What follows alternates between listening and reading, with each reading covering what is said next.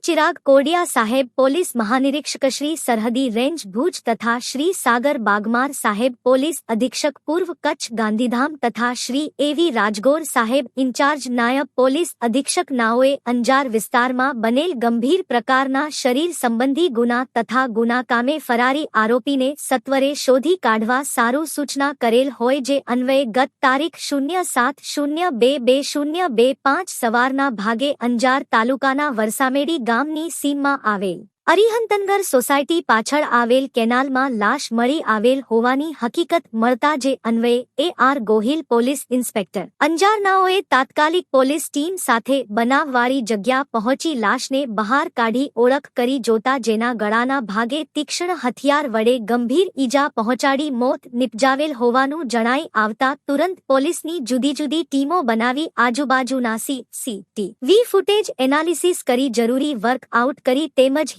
source આધારે મોત નિપજાવનાર આરોપી ઇન્દ્રજીતસિંહ પહેલવાનસિંહ ગુર્જર ઉંમર વર્ષ 43 હાલે રહે મકાન નંબર A ગુરુકૃપા સોસાયટી વસામેડી તા અંજાર મૂળ રહે નીચાવડી તાલુકો માધવગઢ જિલ્લો ઝાલોણ ઉત્તર પ્રદેશ વાળાને પકડી પાડતા તેને ગુન્હાની કબૂલાત આપતા જણાવેલ કે મરંજનારના કિંમતી ફોન પડાવી લેવા પોતે તથા ધીરજકુમાર બે